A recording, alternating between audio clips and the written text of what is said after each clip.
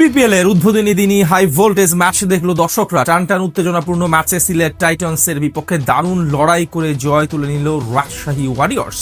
পারভেজ হোসেন ইমনের প্রায় 200 স্ট্রাইক রেটের ব্যাটিং এর বিপরীতে চোখে চোখ রেখে জবাব দেয় শান্ত মুশফিকরা।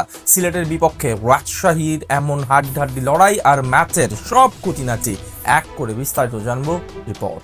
সকল জল্পনা কল্পনার অবসান ঘটিয়ে 12তম বিপিএল এর উদ্বোধনী ম্যাচে সিলেট টাইটান্সের মুখোমুখি হয় রাজশাহী ওয়ারিয়র্স। লাকাতুরায় এদিন টস জিতে আগে বল করার সিদ্ধান্ত নেয় রাজশাহী। বিপরীতে প্রথমে ব্যাট করতে নেমে দারুণ শুরু করে হোম টিম সিলেট টাইটান্স। তৃতীয় ওভারে তানজিম সাকিবকে টানা 2 বলে 2 ছক্কা হাঁকান সাইম আইয়ুব। ধীরে ধীরে আরো বেশি আগ্রাসী হয়ে ওঠেন বামহাতি এই ওপেনার। 15 বলে 28 রানের মাথায় তাকে থামান লঙ্কান পেসার বিনুরা ফার্নান্দো। তার বলে বড় শট খেলতে গিয়ে ক্যাচ দিয়ে বিদায় নেন এই ব্যাটার। এরপর হযরতুল্লাহ জাজাইকে সাথে নিয়ে নতুন করে জুটি করেন রনি তালুকদার। পাওয়ার প্লে শেষে সিলেটের স্কোরবোর্ডে জমা পড়ে 45 রান। সময়ের সাথে সাথে হাত খুলে খেলতে গিয়ে বিপদে পড়েন জাজাই। সন্দীপ লামেচানের অফ স্টাম্পের বাইরে টার্ন করা ডেলিভারি সামনে বেড়ে খেলতে গিয়ে স্টাম্পিং এর ফাঁদে পড়েন 20 রান করা এই ব্যাটার। পারভেজ হোসেন ইমনকে সাথে নিয়ে বেশ ভালোই ব্যাট চালাচ্ছিলেন রনি তালুকদার, কিন্তু অর্ধশতক করতে পারেননি তিনি। 41 রানে লামেচানের দ্বিতীয় শিকার বলে থামেন এই ব্যাটার। সেখান থেকে দলকে টেনে তুলে ধরেন বামহাতি পারভেজ হোসেন ইমন এবং আফিফ হোসেন ধ্রুব। দুজন মিলে তাণ্ডব চালাতে থাকেন রাজশাহীর বোলারদের উপর। 18তম ওভারে আব্দুল গাফার সাকলাইনকে ছক্কা হাঁকিয়ে অর্ধশতক তুলে নেন ইমন। 20তম ওভারে তানজিম সাকিবের প্রথম 4 বলে 3 বাউন্ডারি হাঁকান আফিফ।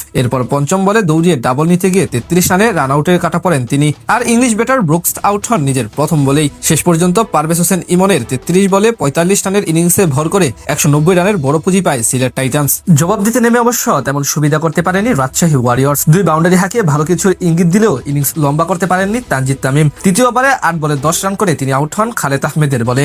এরপর সাহিবজাদা ফারহানকে সাথে নিয়ে জুটি করেন অধিনায়ক নাজমুল হোসেন শান্ত। 6ষ্ঠ ওভারে সাইম আইয়ুবের বলে টানা 3 বাউন্ডারি হাঁকান এই বামহাতি ব্যাটার। পাওয়ার প্লেতে 1 উইকেটের বিনিময়ে 43 রান তোলে রাজশাহী ওয়ারিয়র্স। শান্ত একদিক থেকে ধীরে ধীরে আগ্রাসী হলেও 19 বলে 20 রান করে মেহেদী হাসান মিরাজের শিকার বলে বিদায় নেন পাক ওপেনার সাহিবজাদা ফারহান। এরপর মুশফিকুর রহিমকে নিয়ে আগাতে থাকেন নাজমুল হোসেন শান্ত।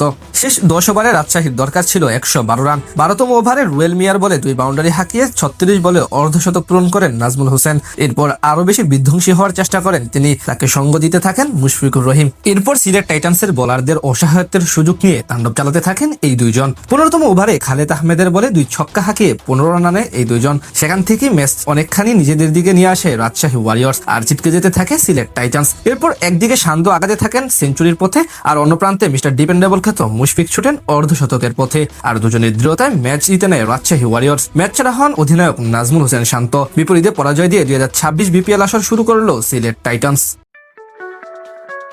পিচে থাকাকালীনই যখন দেখা যায় ব্যাটারের এমন আকর্ণ বিস্তৃত হাসি, বুঝতে হবে তিনি ভালো সময় কাটাচ্ছেন। ছবিটা বিপিএল এর প্রথম ম্যাচের 19তম ওভারের। শ্রীলঙ্কান পেসার বিনুরা ফার্নান্দোর ইয়র্কার বল ছক্কা হাঁকিয়েছেন ইমন। হাসি বলে দেয় বেশ উপভোগ করেছেন শটটা।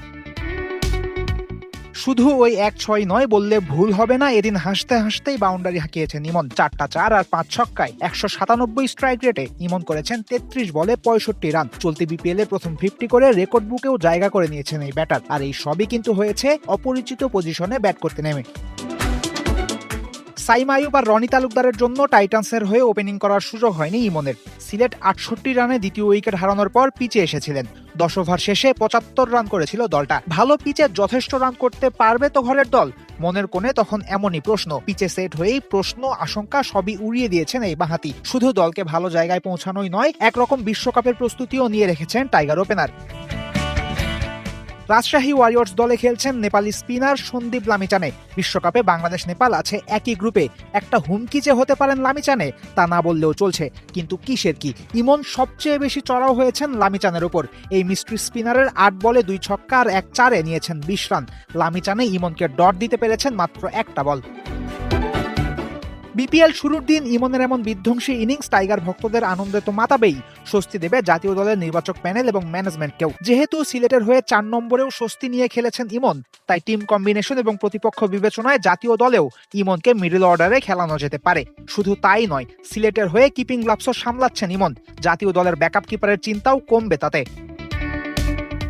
2025 সালে আন্তর্জাতিক টি-20তে 519 রান করেছেন, অর্থাৎ ভালো ফর্মেই ছিলেন বছর জুড়ে।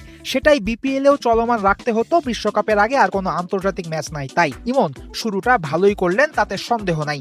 আর এমন শুরু সিলেট টাইটান্স ছাপিয়ে টাইগার ভক্তদেরই খুশি করবে বিশ্বকাপের কথা ভেবে।